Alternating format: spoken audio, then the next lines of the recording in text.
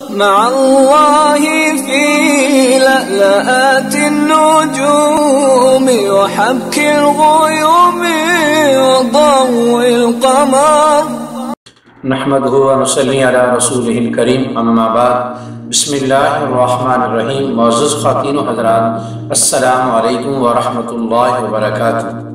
میں آپ کی خدمت میں حاضر ہوں پروگرام سنہری باتوں کے ساتھ، اور آج کی مجلس میں آپ کی خدمت میں یہ گزارش کرنی ہے کہ اللہ رب العزت کی ذات قرآن مجید میں مسلمانوں سے ایک بات کا مطالبہ فرماتے ہیں، اور وہ بات یہ ہے کہ ادخلوا فی السلم کافہ، ایمان والو مکمل طور پر اسلام میں داخل ہو جاؤ۔ دنیا میں جتنے بھی مذاہب ہیں ان میں سے صرف اسلام ایک ایسا مذہب ہے جو زندگی کے تمام تر شعبوں میں رسول خدا کے دور سے لے کر قیامت کی صبح تک مکمل رہنمائی کی صلاحیت رکھتا ہے۔ تو ان شعبوں میں سے، زندگی کے شعبوں میں سے ایک شعبہ تجارت کا بھی ہے۔ تو تجارت یہ نبی کریم صلی اللہ علیہ وسلم کا ذاتی پیشہ بھی تھا، اور صحابہ کرام کی بہت بڑی جماعت بھی تجارت سے تعلق رکھتی تھی۔ ہم آپ کو اس ویڈیو میں آپ کو اسلامی طریقہ تجارت سکھائیں گے کہ صحابہ کرام رضوان اللہ تعالی اجمعین نے کس طرز سے تجارت کر کے دنیا بھی کمائی اور اس کے ذریعے اسلام کو بھی پھیلایا۔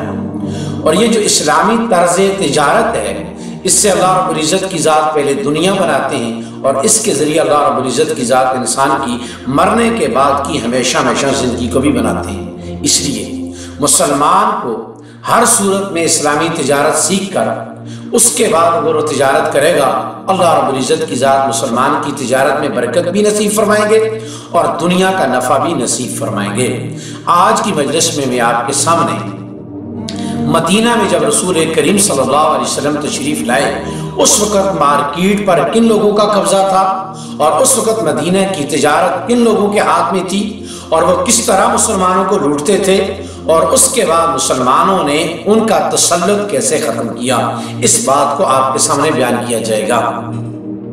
بات ذرا توجہ سے سننے کے قابل ہے۔ رسالت مآب صلی اللہ علیہ وسلم کے مدینہ میں ہجرت کر کے آنے سے پہلے مدینہ کی کل آبادی 10,000 تھی۔ اس 10,000 آبادی میں 10 قبیلے یہودیوں کے تھے، 12 قبیلے عربوں کے تھے۔ 10 قبیلے یہود میں سے 3 قبیلے بہت زیادہ مشہور تھے، اور 4 سو ان کا چرچا تھا۔ ان میں سے ایک بنو قینقاع ہے، ایک بنو نذیر ہے، اور ایک بنو قریظہ ہے۔ یہ جو بنو نذیر ہیں، یہ مدینہ میں جہاں مسجد نبوی ہے اس کے قریب ان کی آبادی تھی۔ اس کے بعد بنو قینقاع اس کے بعد رہتے تھے، اور بنو قریظہ والے اس کے بعد ان کی آبادی تھی۔ اور بنو نذیر جو تھے یہ بنیادی طور پر مدینہ میں زمینوں کے مالک تھے، اور نبی کریم صلی اللہ علیہ وسلم سے مدینہ میں آنے سے پہلے یہ لوگ مسلمانوں کو قرضے اپنی من پسند شرائط پر دیتے تھے، اور اگر کسی مسلمان سے قرضہ بر وقت میسر نہ ہوتا تو پھر یہ مسلمانوں کی زمینوں پر قبضہ کر لیتے تھے۔ یہ ایک چال تھی بنو نذیر والوں کی کہ انہوں نے مسلمانوں کی معیشت کو برباد کیا ہوا تھا، اور جو مسلمانوں کی زمینیں تھیں ان پر بھی قبضہ یہود کے قبیلہ بنو نذیر کا تھا۔ تو یہ اس طریقے سے مسلمانوں کو لوٹ رہے تھے۔ دوسرا قبیلہ جو تھا بنو قینقاع۔ بنو قینقاع والے بنیادی طور پر یہ صنعتکار قسم کے لوگ تھے۔ مدینے کے اندر جتنے بھی یہ دستکاری کے کام تھے، اس کا تعلق بنو قینقاع کے ساتھ تھا۔ لوہار ہو، لکڑی کا کام کرنے والا ہو، سونے کا کام کرنے والا ہو، یہ جتنے بھی دستکاری کے کام ہیں، جتنے بھی ہاتھ سے کرنے والے کام ہیں، صنعتی کام ہیں، ان کے اوپر قبضہ یہ بنو قینقاع کا تھا۔ اور بنو قینقاع والے جس طرح ان چیزوں میں ماہر تھے، ایسے ہی مدینہ کی مارکیٹ پر بھی سارے کا سارا قبضہ بنو قینقاع کا تھا۔ جس وقت صبح کے وقت بازار کھلتا تھا تو ہر طرف یہودی نظر آتے تھے، اور ہر طرف سامان کو بیچنے والے، ہر طرف بھاؤ کرنے والے وہ یہودی نظر آتے تھے۔ تیسرا قبیلہ تھا بنو قریظہ۔ بنو قریظہ والے بنیادی طور پر یہ عسکری لوگ تھے، جنگجو قسم کے لوگ تھے۔ مدینہ کے ارد گرد جتنے باغات تھے یہ باغات سارے کے سارے اس بنو قریظہ قبیلے سے تھے۔ اب یہودی اپنی مختلف چالوں کے ساتھ پوری مدینہ کی معیشت کے اوپر زراعت کی شکل میں، تجارت کی شکل میں، دستکاری کی شکل میں تمام تر شعبوں کے اوپر یہودیت کا قبضہ تھا۔ رسالت مآب صلی اللہ علیہ وسلم مدینہ تشریف لائے، تو جب آپ مدینہ تشریف لائے تو ظاہر بات ہے جہاں یہود کے ساتھ مذہب کی جنگ تھی وہ جنگ مذہب میں بھی رہی اور وہ تجارت میں بھی شروع ہو گئی، چونکہ جو لوگ مسلمان مکہ سے ہجرت کر کے مدینے آئے تھے ان کو بھی تجارت کے اندر کافی دسترس حاصل تھا، کیونکہ مکہ کے لوگ بنیادی طور پر تاجر تھے۔ اب نبی کریم صلی اللہ علیہ وسلم نے مدینہ میں مسلمانوں کے لیے سب سے پہلا یہ کام کیا کہ ان کے لیے ایک الگ مارکیٹ بنائی، ان کے لیے الگ بازار قائم فرمایا۔ دیکھیے، کیونکہ مسلمانوں کو یہودیوں کا یہ تسلط کسی طور پر بھی قبول نہیں تھا۔ قرآن مجید میں ایک آیت میں اللہ تعالیٰ نے فرمایا کہ مدینے کے قریب سے ایک قافلہ گزر رہا تھا یہود کا، تو مسلمانوں کو وہ کسی صورت میں برداشت نہ ہوا۔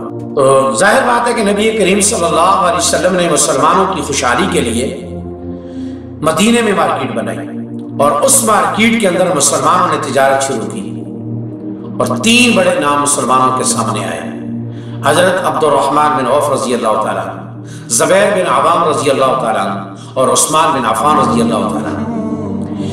حضرت عبد الرحمن بن عوف رضی اللہ تعالیٰ نے تو کمال کر دیا کہ اپنی دکان اور اپنا مال تجارت اور اپنی تمام تر سرمایہ ہی بنو قینقاع کے بازار میں لگا دیا۔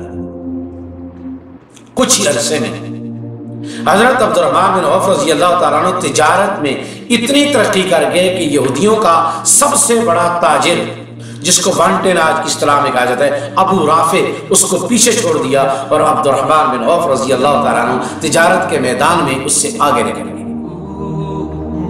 اس کے ساتھ حضرت زبیر بن عوام رضی اللہ تعالیٰ نے درآمدات اور برآمدات کی تمام تر تجارت پر قبضہ کر لیا، اور ان کی مثال مدینے میں ملنی مشکل ہو گئی۔